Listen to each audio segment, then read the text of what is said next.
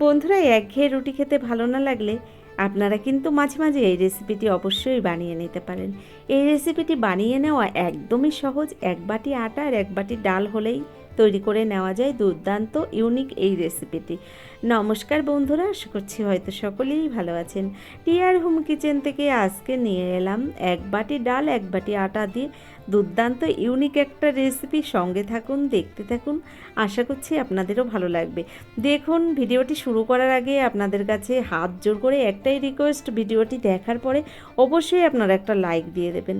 আর যারা এখনও চ্যানেলটিকে সাবস্ক্রাইব করেননি অবশ্যই আমার চ্যানেলটিকে সাবস্ক্রাইব করে দেবেন। দেখুন, এখানে আমি প্রথম ডালটাকে 2 থেকে 3 বার পরিষ্কার জলে ধুয়ে প্রেশার কুকারের মধ্যে ছিটি বসিয়ে দিয়েছি। 2টো ছিটি দিয়ে ডালটাকে নামিয়ে নেব। ততক্ষণ দেখুন আমি আটাটা মেখে নিচ্ছি। ঠিক যেমন করে আমরা রুটি তৈরি করার জন্য আটাটা মেখে নিই, তেমনভাবেই নুন জল দিয়ে আটাটাকে সুন্দর করে দেখুন মেখে নিলাম। তো আটাটাকে মেখে নিয়ে এর পরের পর্বে আমি চলে যাব। তো আপনারা সঙ্গে থাকুন, দেখতে থাকুন, আশা করছি ভালো লাগবে। দেখুন, আটাটা সুন্দরভাবে মেখে নিয়েছি। মেখে নেওয়ার পরে আটাটা থেকে আমি ছোট ছোট লেচি কেটে নিচ্ছি। ওই আমরা যেমন ঠিক রুটি তৈরি করি তেমন সাইজেরই লেচিগুলো দেখুন আমি কেটে নিলাম। তো এখানে 4টে লেচি হয়েছে। আমি দেখুন একটু গুঁড়ো আটা মাখিয়ে এই রুটিটাকে সুন্দর করে বেলে নিচ্ছি। ঠিক রুটির মতো করেই আমি এই লেচিটাকে বেলে নিলাম। আর রুটিটা সুন্দরভাবে তৈরি করে নিলাম, তবে একটু মোটা করেই বেলে নিয়েছি রুটিটা। এবার এই রুটিটা থেকে আমি একটা ছোট্ট কাটার দিয়ে দেখুন একটা ডিজাইনের শেপে কেটে দিচ্ছি।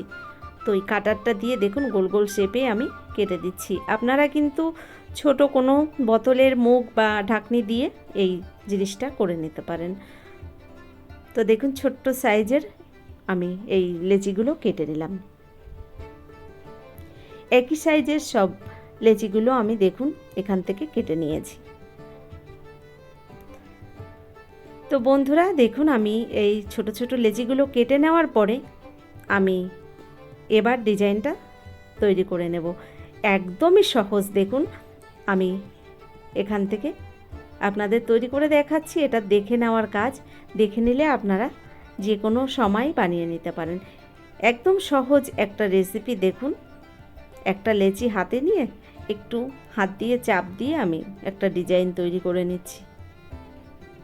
দেখুন, আপনাদের একটা বোঝানোর জন্য আমি আস্তে আস্তে করে তৈরি করে দেখালাম।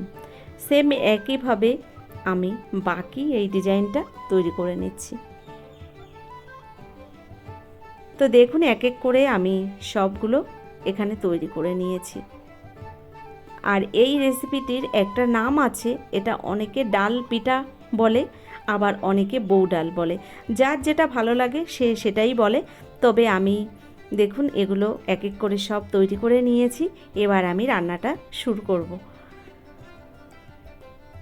দেখুন সবগুলো তৈরি করে নেওয়ার পরে আমি চলে যাব রান্নার কাছে। এদিকে ডালটাও ততক্ষণ আমি সিদ্ধ করে ঠান্ডা করে নিয়েছি। তো দেখুন ডালটাও ঠান্ডা হয়ে গেছে। আর এখানে ডালটা কিন্তু আমি 70% মতো সিদ্ধ করে নিয়েছি। এদিকে বাকি উপকরণগুলো আমি একবারে রেডি করে নিয়েছি। তো বন্ধুরা দেখুন, আমি কড়াইটা গরম বসিয়ে দিয়েছিলাম। কড়াইটা গরম হয়ে যাওয়ার পরে কড়াইয়ের মধ্যে দিয়ে দিলাম 3 থেকে 4 চামচ সাদা তেল। ওই তেলের মধ্যে দিয়ে দিলাম গোটা জিরে ফোড়ন। এবার দিয়ে দিচ্ছি এর মধ্যে আমি মিডিয়াম সাইজের 2টো পেঁয়াজ কুচি, একটা টমেটো কুচি, আর দিয়ে দিলাম 6 থেকে 7টা কাঁচা লঙ্কা কুচি। পেঁয়াজ, টমেটো আর কাঁচা লঙ্কাটাকে আমি বেশ ভালো করে একটু ভেজে নিয়েছি। এবার দেখুন এর মধ্যে দিয়ে দিচ্ছি আমি 1 চামচ রসুন বাটা, 1 চামচ আদা বাটা, 1 চামচ জিরের গুঁড়ো, 1 চামচ ধনিয়া গুঁড়ো, 1 চামচ লঙ্কার গুঁড়ো, দিয়ে দিলাম স্বাদ মতো নুন আর হলুদ। এবার দিয়ে দিচ্ছি এর মধ্যে অল্প পরিমাণে জল। মশলাটা যাতে পুড়ে না যায় অল্প পরিমাণে জল দিয়ে আমি মশলাটা কষিয়ে নেব। তো দেখুন ভালো করে মশলাটাকে আমি কষিয়ে নিচ্ছি। বন্ধুরা, আমি এই রান্নাটা মটর ডাল দিয়ে করছি। আপনারা কিন্তু মটর ডাল বা মসুরির ডাল, 2 রকমের ডাল মিশিয়েও করতে পারেন বা মসুরির ডাল দিয়েও করতে পারেন।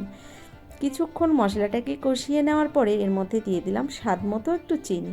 তবে এই রান্নাটা একটু মিষ্টি মিষ্টি বেশি ভালো লাগে, তো আমি এখানে 1.5 চামচ চিনি দিয়েছি। মশলাটাকে বেশ ভালো করে কষিয়ে নিয়েছি। মশলা থেকে তেল ছেড়ে দেওয়ার পরে দেখুন আমি দিয়ে দিলাম সিদ্ধ করে রাখা ডাল।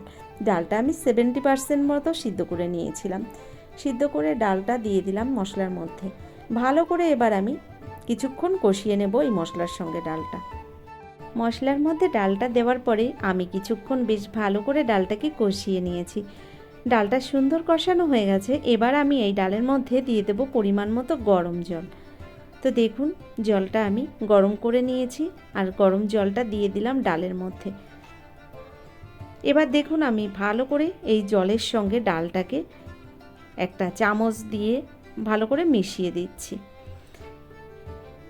তো দেখুন ডালটা ভালো করে জলের সঙ্গে মিশিয়ে দিলাম। এবার গ্যাসের ফ্লেমটাকে আমি বাড়িয়ে দিয়ে কিছুক্ষণ রান্নাটা করে নেব।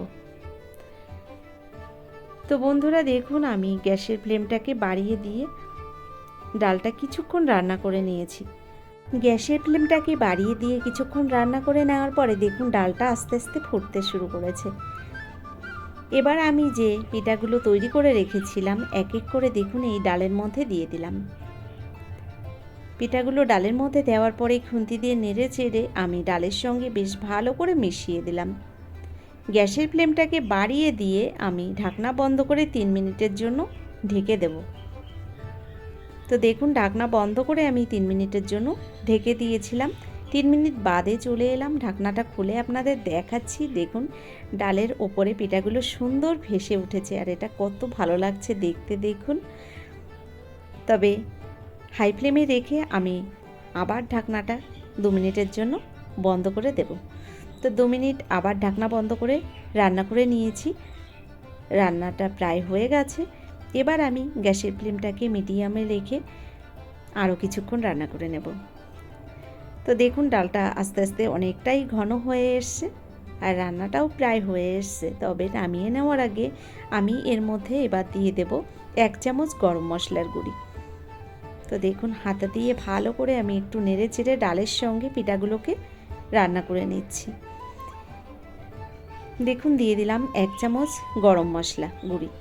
গরম মশলা গুঁড়িটা দেওয়ার পরে ভালো করে আমি গরম মশলা গুঁড়িটাকে মিশিয়ে দিলাম এই ডাল পিঠার সঙ্গে। এবার আমি গ্যাসটা বন্ধ করে দেব। রান্নাটা অলমোস্ট হয়ে গেছে। দেখুন রান্নাটা হয়ে গেছে। এবার আমি নামিয়ে নিয়েছি। নামিয়ে নেওয়ার পরে দেখুন এটা ঠিক এরকমই দেখতে হয়েছে। বন্ধুরা ডাল পিঠাটা তৈরি হয়ে গেছে। নামিয়ে নেওয়ার পরে আমি একটা প্লেটে দেখুন সাজিয়ে নিয়েছি। আর এটা পরিবেশন করেছিলাম একটু শসা, পেঁয়াজ, লঙ্কা কুচি, তার সঙ্গে একটু লেবুর রস আর একটু বিট নুন দিয়ে। এটা যে খেতে এত ভালো হয়েছিল আপনারা না খেলে বুঝতে পারবেন না। রুটির পরিবর্তে আপনারা মাঝে মাঝে এই খাবারটা বানিয়ে খেতে পারেন, তাহলে আর রুটি খাওয়া লাগবে না। মাঝে মধ্যে আটা দিয়ে তৈরি এই খাবারটাও খেতে পারেন। আর এটা খেতে যেমন ভালো হয় তেমন দেখতেও সুন্দর হয়। তো বন্ধুরা কেমন লাগলো রেসিপিটি অবশ্যই সেটা কমেন্টসের মাধ্যমে আমাকে জানাবেন। যদি ভিডিওটি ভালো লেগে থাকে অবশ্যই ভিডিওটি দেখার পরে একটা লাইক দিয়ে দেবেন। আর যারা এখনও চ্যানেলটিকে সাবস্ক্রাইব করেননি অবশ্যই আমার চ্যানেলটিকে সাবস্ক্রাইব করে আমার ভিডিওর পাশে থাকা বেল আইকনটি ক্লিক করে নোটিফিকেশানটা অল করে দেবেন। তো যারা ফেসবুক থেকে দেখছেন অবশ্যই আমার পেজটাকে ফলো করবেন।